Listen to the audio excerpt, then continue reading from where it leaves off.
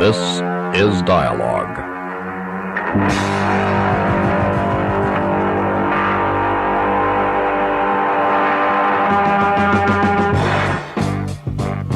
Dialogue, a presentation of the Public Affairs and Special Events Department of KLRB News.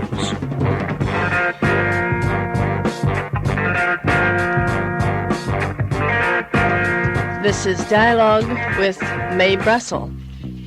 Well, Mae, we've got quite a few things to talk about today.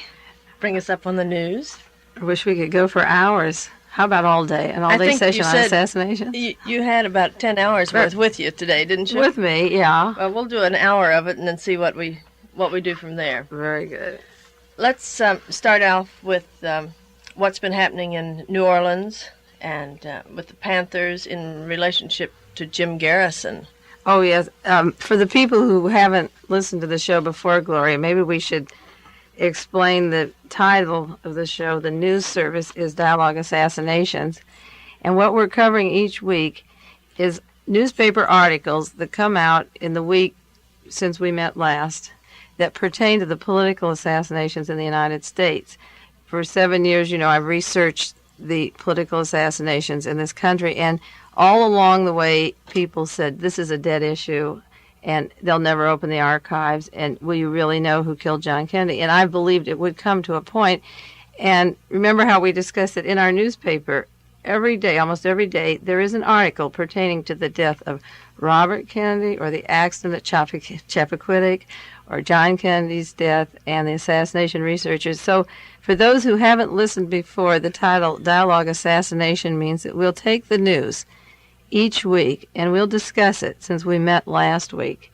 And it will pertain to things that you can look up for yourself. You see, I don't want to convince you about the conspiracies. I want you to read your newspapers, and so you can read today's paper or go to the library for this week's and check out what we're saying and read it differently. So we'll go on with the news, right? Okay. And before we go on, I asked everyone last week to get a pencil and paper. Make it a habit to get a pencil and paper and write down. I'm going to give some article titles and names, or I'll throw out book names.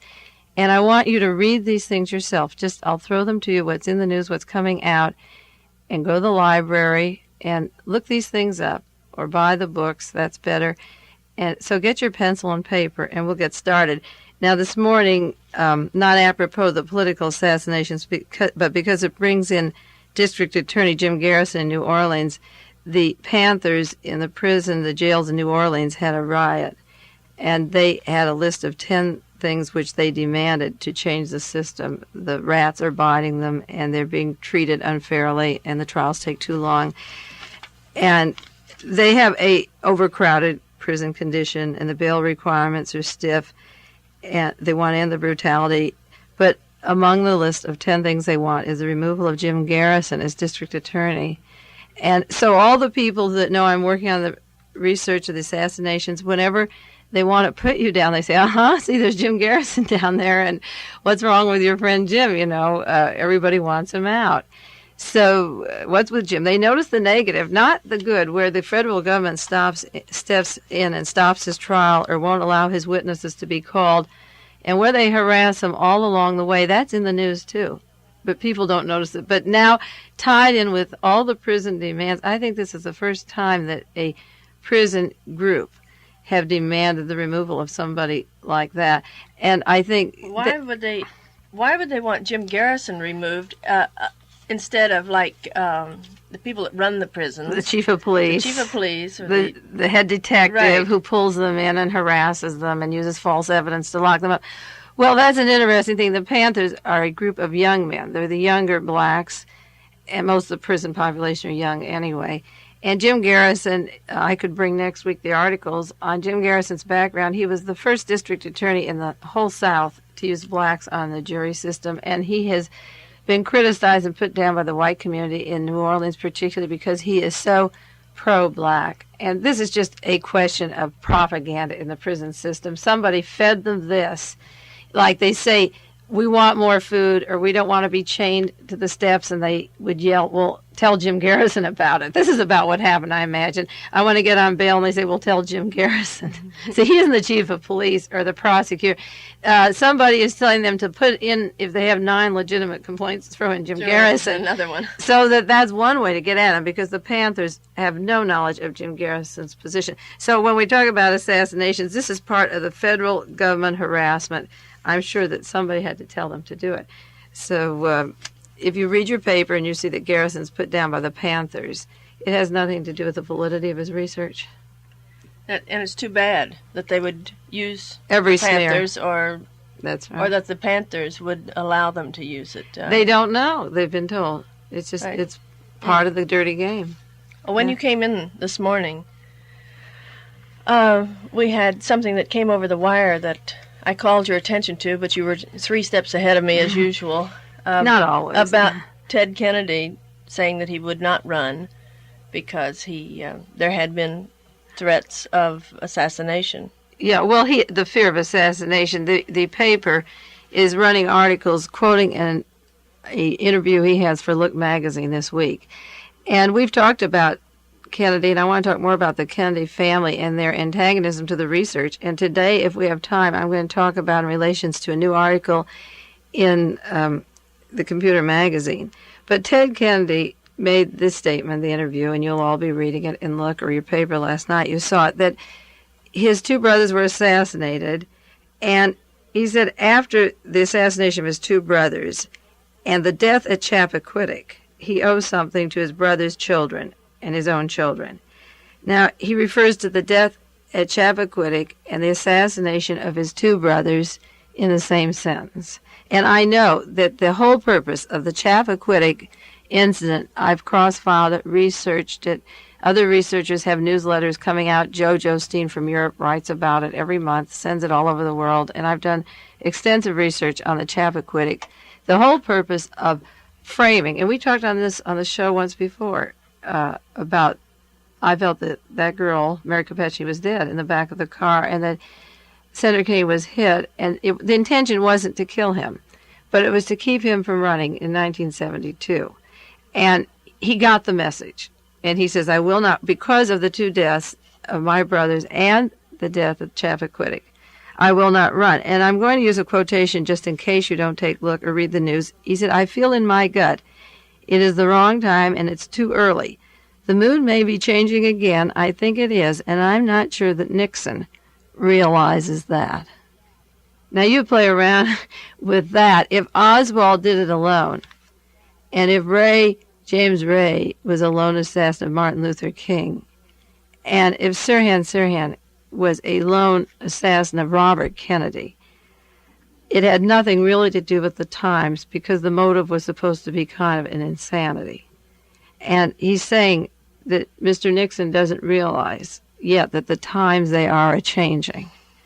So I want to do one show with you, Gloria, on the reasons why I think, very heavy reasons, Ted Kennedy absolutely can't take it, the indications of who would be killing him and the motive and so forth. But he says here, absolutely not. He said, we don't even talk it over in our family. Now, we're going to talk about that at great length someday on the Chappaquiddick incident. But it did accomplish what it wanted to accomplish.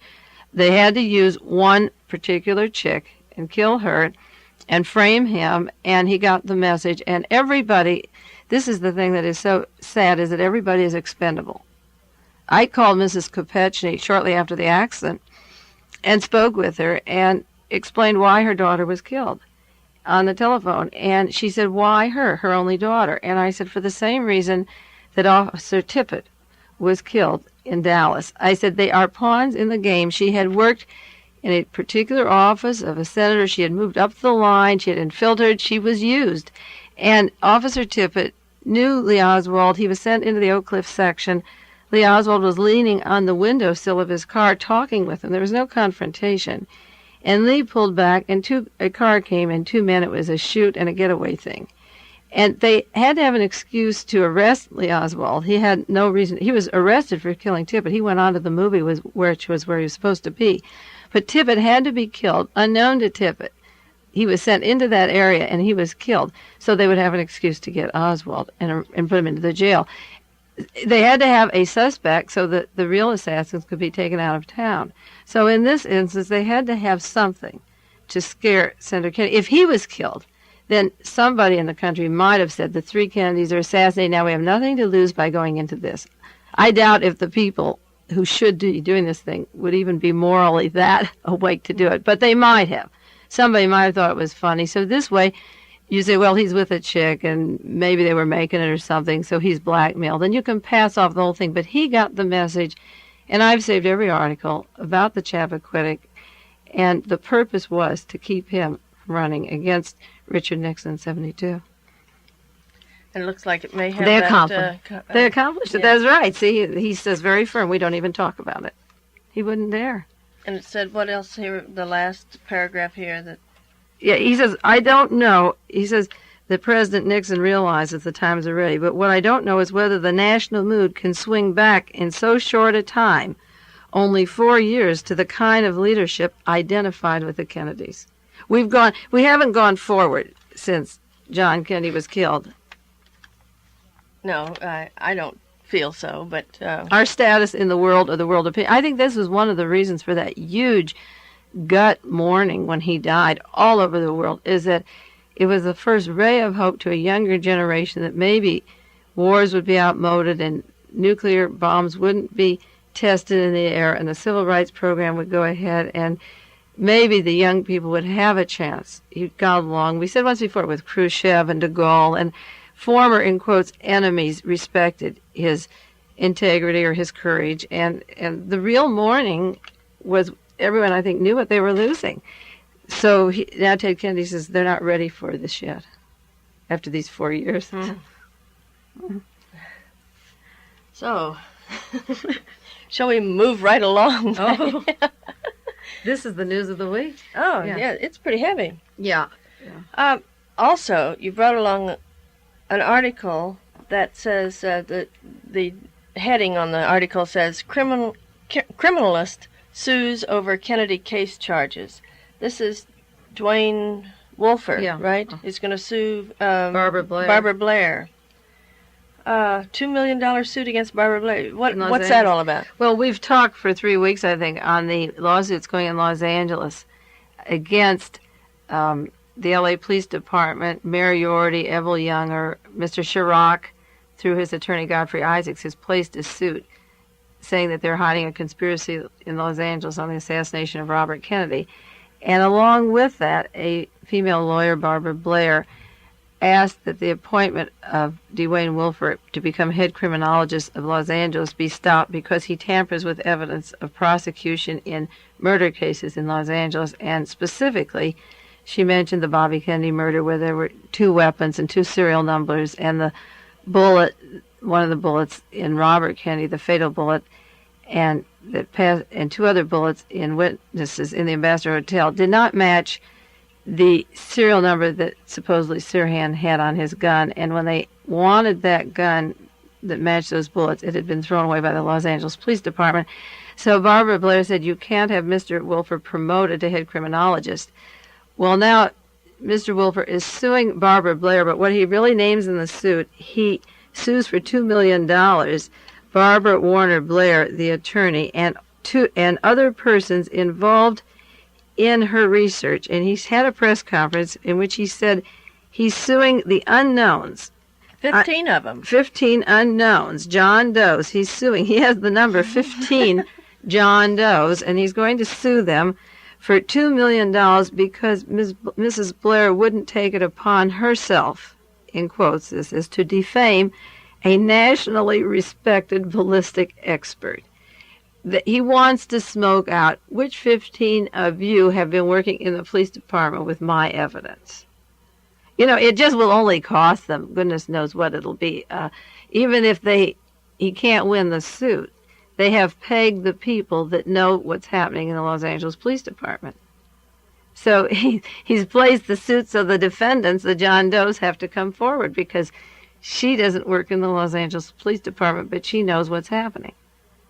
So even if no money is transacted or paid back to him, these 15 people will be uncomfortable or threatened or jeopardized. Said, yes. He defends his work with the bullets, but the Los Angeles Police Department, no matter what he does, this suit doesn't mean beans if you think it does, because, again, he wants to find out who is in on this material. The other suit against the Los Angeles Police Department, now the head of the court there says that 4 people handled the evidence, and another gentleman said 33 have handled it. And now Mr. Wolfer says 15 John Does are going to be accounting for giving Barbara Blair the information. And there's so much threat and intimidation and frightening, lives threatened and jobs threatened and children threatened, that 15 John Does may chicken out and Mr. Wolfer will become the criminologist of Los Angeles. But I doubt it. It's too heavy a case. You really think that this will... It's a smoke screen. Nothing can come of it. The gun's been thrown away. Right.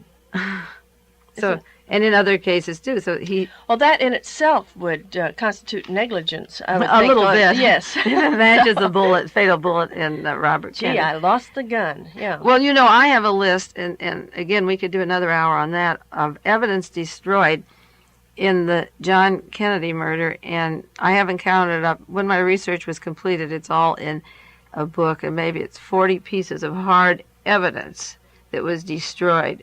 Well, for example, just the whole car interior was airlifted from Dallas to Washington, where it was one night in the basement of the White House, and no FBI man photographed it or examined it for bullet holes or directions. The car that John Kennedy was in at the time of the assassination, as to a question of whether crossfire or bullet directions. And that car was taken from Washington to Michigan. It was airborne and taken and completely destroyed, the whole interior.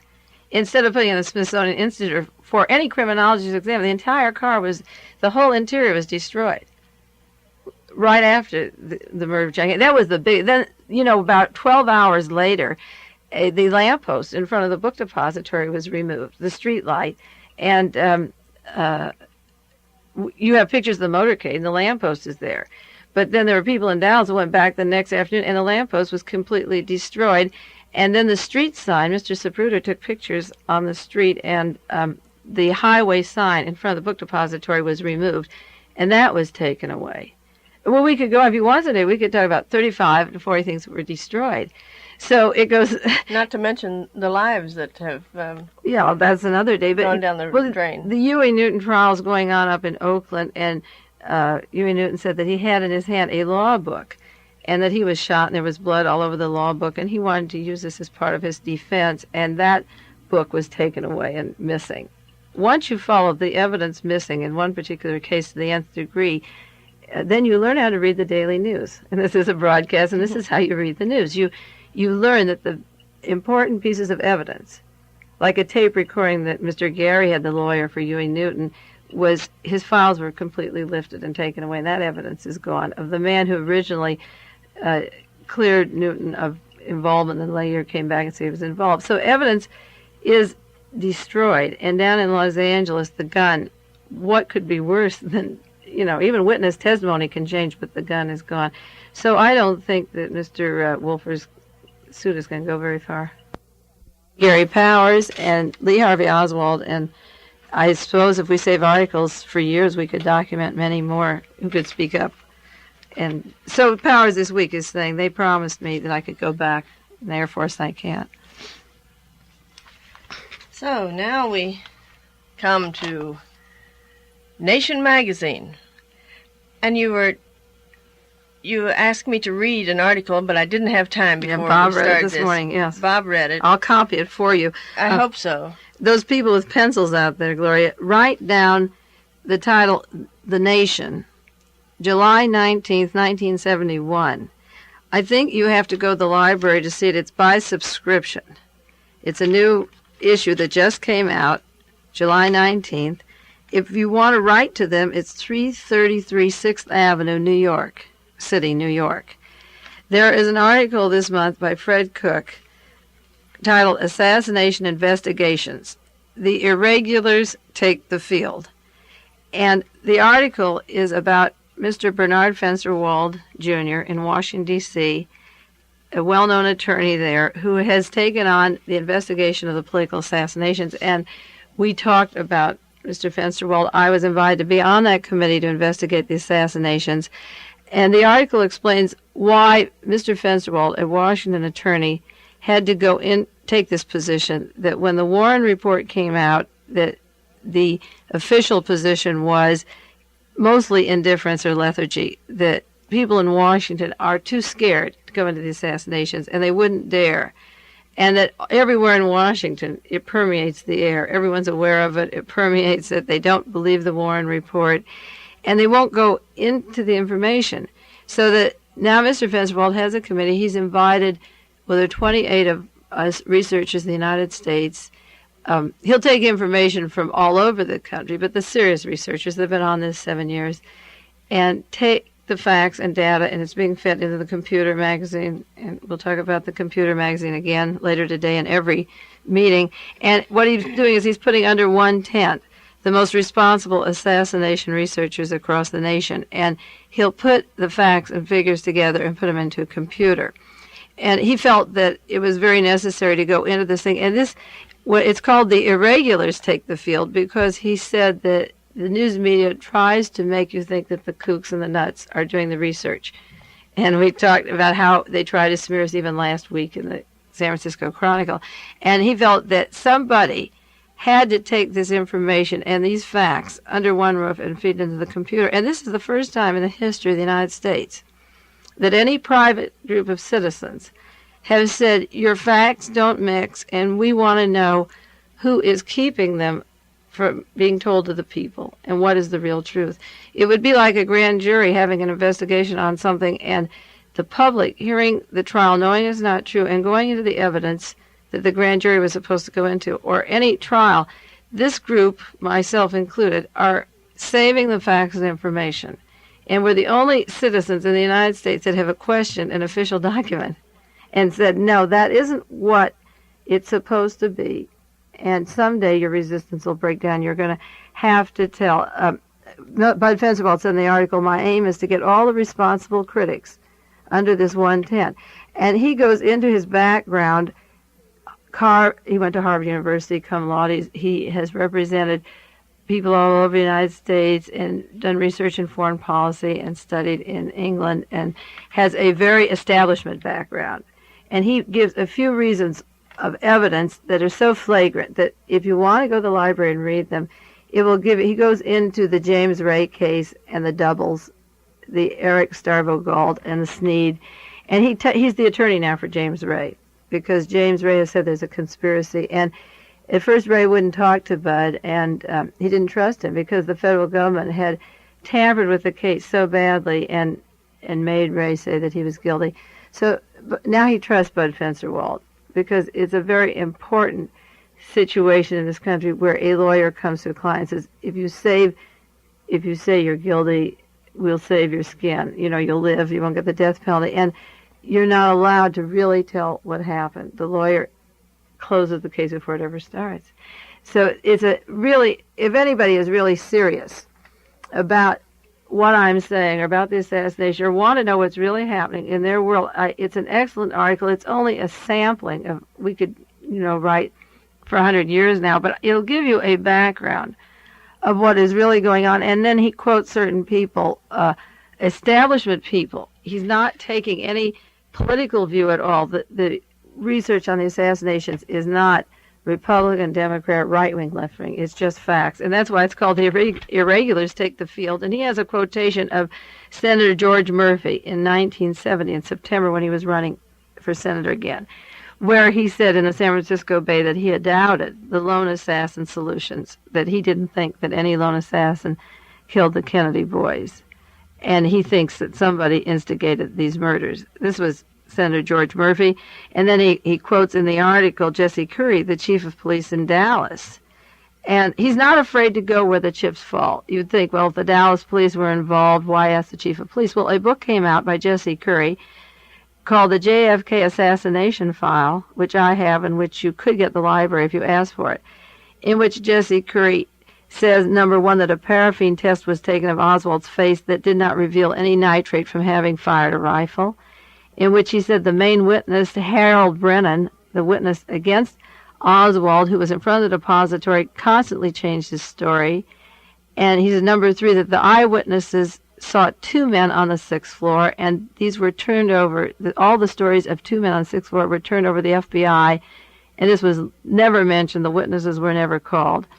And then in conclusion to his book, Jesse Curry said, in quotes, "We don't have any proof that he, Oswald, fired the rifle. No one has been able positively to put him in the building with a gun in his hand."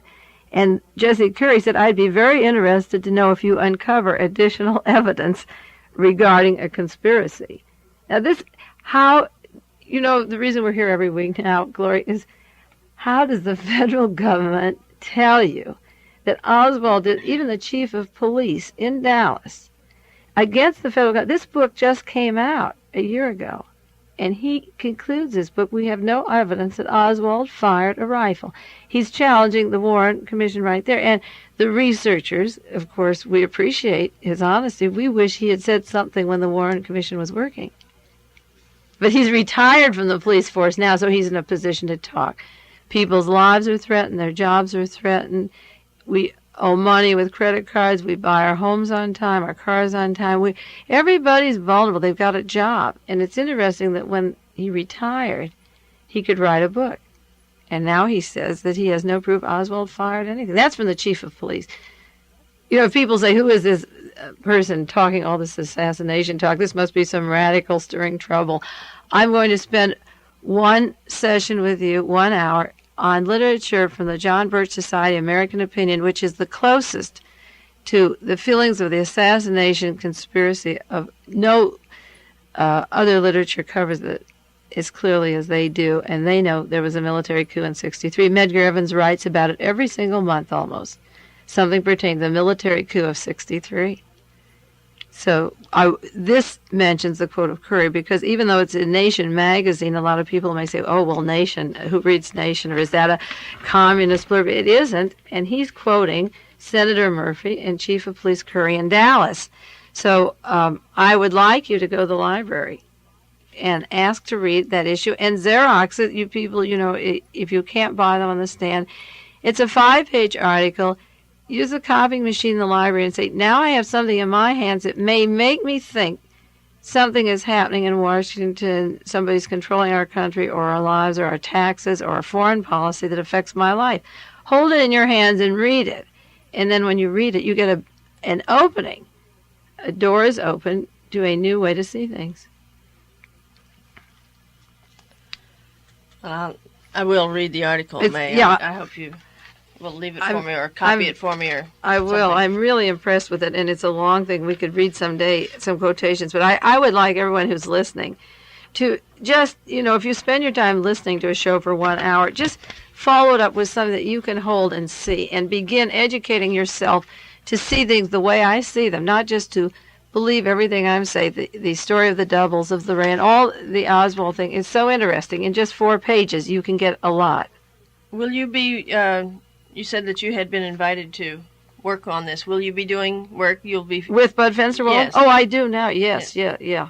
My research is going into the IBM machines in Washington and being coded. And, yes, I'm very friendly with Bud Fensterwald, and when his committee was formed, I was one that was invited immediately to be on it. And I'm happy because, of a nation of how many million people, to be one of 28 who's been asked to take a project out of my own moral feelings that the government had not told us the truth and not knowing where it was going to lead, whether it was going to be a communist, a left-wing conspiracy, or from Russia, or a right-wing, or an internal revolution in this country, a palace coup from the agencies in our country. I took the evidence wherever it went, and I'm very complimented to work with them, and I'm very glad to do it.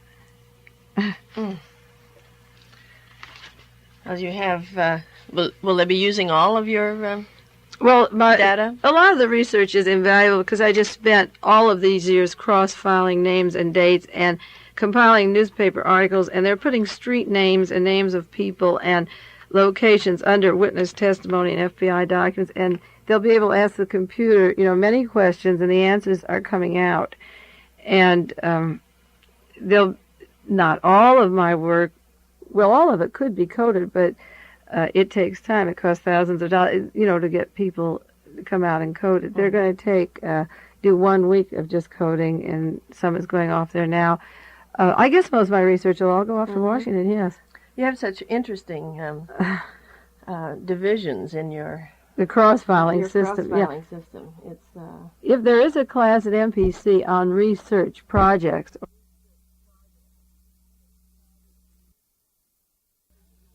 recipes, or garden things, there's a filing system for whatever your hobby is to put things in a classification where you have them that you can enjoy them and they're not just thrown in a drawer. It's fascinating, the way you have, but you have such clever titles. I think that's. Well, I made up a few, like the migratory birds. Migratory birds. Yeah, in my research on the John Kennedy assassination, I found that as they would call a witness in and say, they'd first get his name and his occupation and what do you do, and he would say, well, I was a certified public accountant, and how long have you lived in the Dallas-Fort Worth area? And he'd say, well, I moved in here in April of '63, and where do you live now? Well, I'm living in New Orleans, and where do you work? At Lockheed. And what were you doing in Dallas, Texas? Well, I was a garage mechanic. Or he went on to be actually a member of the Dallas Police Department. He was a certified accountant until April of '63, and was with this garage where a particular rifle was in exchange for automobile parts and service car repair, and it came from the home where Marina Oswald lived. And then this particular man went on to be a member of the Dallas Police Department after the assassination. And the man that took Lee Oswald to the depository, he moved into town in October '63, and then after the assassination, he moved across the street where Marina Oswald lived, and Lee was there on the weekends and so forth. And then he left town. And I saw a pattern of witnesses called in who moved in like a military operation. They came in March, April, and May of '63, and they left in November, December '63 to take other positions, and many of them went on to defense industries, into Lockheed and Boeing and so forth. And I had a title called Migratory Birds, which is everyone who was not established in that community 1, 2, 3 years ahead of when the assassination took place. People who came in just months before, did their job, split, and it became more than, I have a cross-filing of coincidences. It became more than a coincidence. It began that way, that 2, 3 people came in and 4 came in and left. I put under coincidence, and then when you get 20 or 30, it becomes migratory birds. Some are pretty powerful birds, I have to tell you. They even have eagles on them. They're eagles. Those are my migratory birds. I think we have time to go into the computers and automation magazine that you mentioned a little bit ago. Oh, yes, we have 2 things I have to cover this week. Time is running out. One is that we mentioned at your library again, if they have it or ask for it, Computers and Automation. It's a marvelous magazine. It comes out of Newtonville, Massachusetts, 815 Washington Street, Route 3, Newtonville, Massachusetts, 02160, area code. If you're interested, subscribe and ask for the back issues for 1 year. It is the most impressive thing. It is a business magazine. It's a technical magazine. But when information on the political assassinations began to roll along, they did an article by a Mr. Sprague on where the bullets were in the grassy knoll, where the gunman stood, as fed into the computer. And it came out with the researchers all over the country, the other ones who had not worked with the computer. So every month they have articles on the John Kennedy murder, Martin Luther King, the Sirhan case, the archives documents. And since we met last week, in my mail came the new issue, the July 71 issue, volume 20, number 7, and the title is The Central Intelligence Agency and the New York Times. And they go into the fact that on December 1st, 1970, the New York Times had a book review by John Leonard on Jim Garrison's book, The Heritage of Stone. And at the end of his book review, it concludes this way. The title says, Mysteries Persist. And Jack Leonard said, frankly, I prefer to believe that the Warren Commission did a poor job rather than a dishonest one. I like to think that Mr. Garrison invents monsters to explain incompetence. But until somebody explains why 2 autopsies came to 2 different conclusions about the president's wounds, why the limousine was washed out and rebuilt without investigation, why certain witnesses near the grassy knoll were never asked to testify, why we are eager to buy Oswald's brilliant marksmanship in split seconds, why no one went into Jack Ruby's relations with a staggering variety of people, why a loner like Oswald always had friends and could always get a passport. Who can blame the Garrison guerrillas for fantasizing?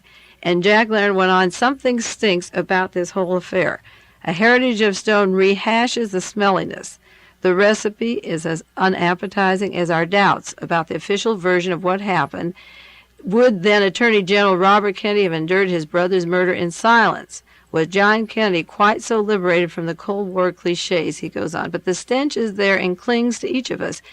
Why were Mr. Kennedy's neck organs not examined at Bethesda for evidence of a frontal shot? Why was his body whisked away to Washington before the legally required Texas inquest? This was the book review of Heritage of Stone, December the 1st, 1970. Now, in January 1971, and 1 month later, John Leonard became the editor of the New York Times Book Review. He was only a reviewer in December. He became the editor. And he ran another book review of Jim Garrison's book in which he deletes this whole section about the mysteries persist. He cuts the whole thing off and rewrites in the Book of the Times. And he ends his review with, frankly, I prefer to believe the Warren Commission did a poor job rather than a dishonest one. And I like to think that Mr. Garrison invents monsters to explain the incompetence.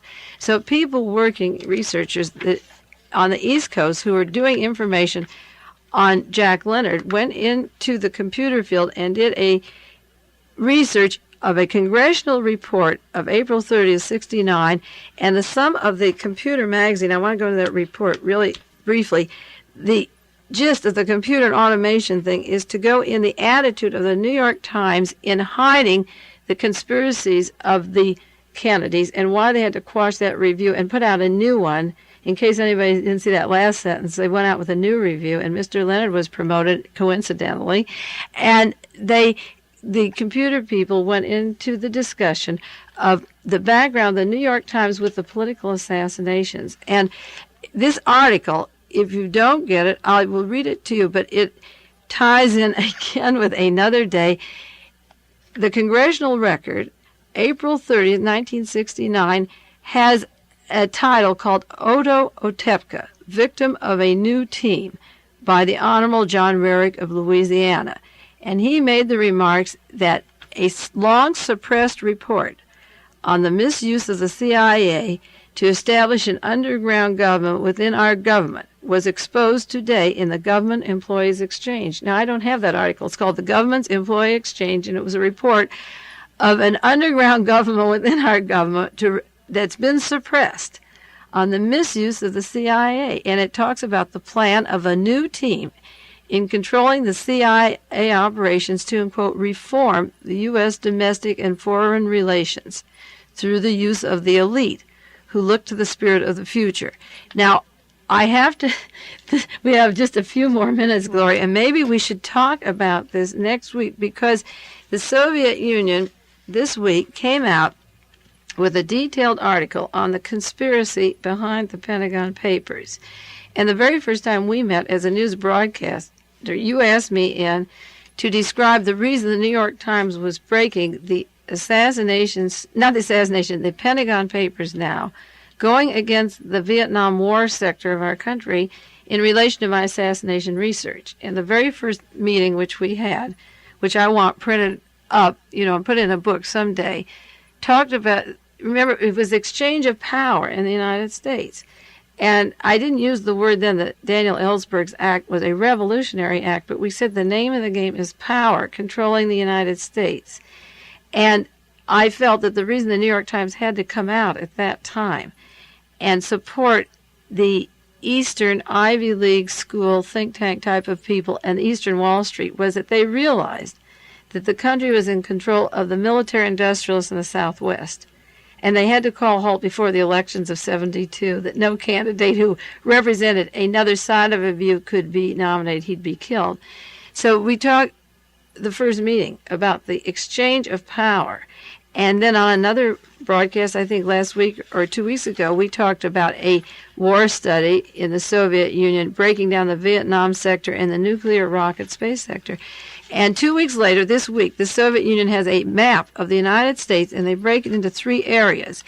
And who has the power of the eastern seaboard and the southwest and the middle area, which is not, Colorado and Wyoming and Minnesota. The northern states, Illinois, are not involved in this power play. It is a power play of the East Coast versus the Southwest Vietnam sector.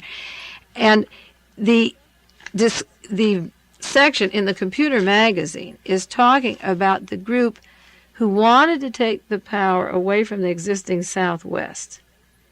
And they were going to get to first take DM's life, and then Bobby Baker, and then Lyndon Johnson. And the day that Kennedy was assassinated, on the floor of Congress, they were going to rip into Bobby Baker and link him, with Johnson. But the other group got wind of it, you see, and took the power, held the power, or took it and kept it from the Rand think type. It's a complicated, it really is an hour, and if anyone is interested, we'll talk about for 1 hour how the power almost did get into the other hands. Oh, I think we should.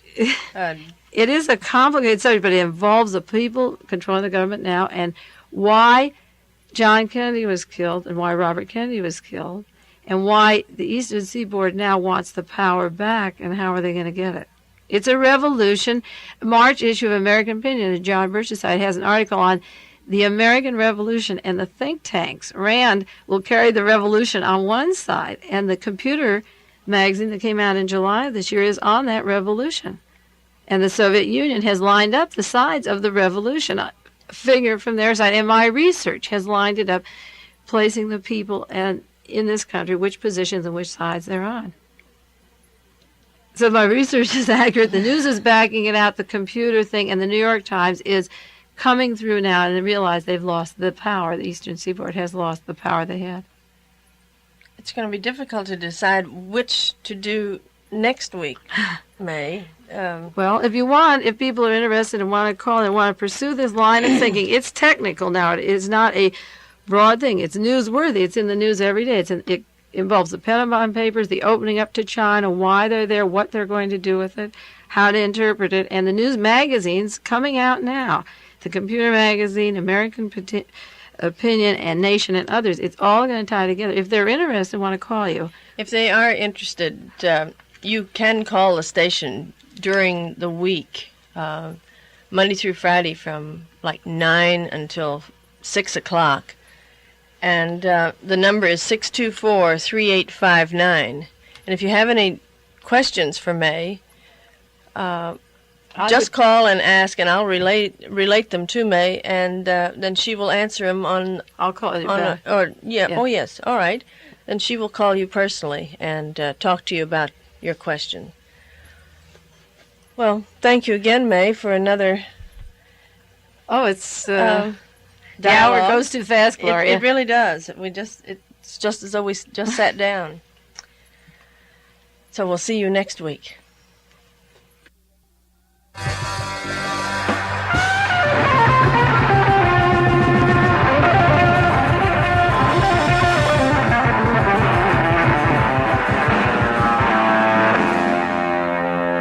You've been listening to Dialogue.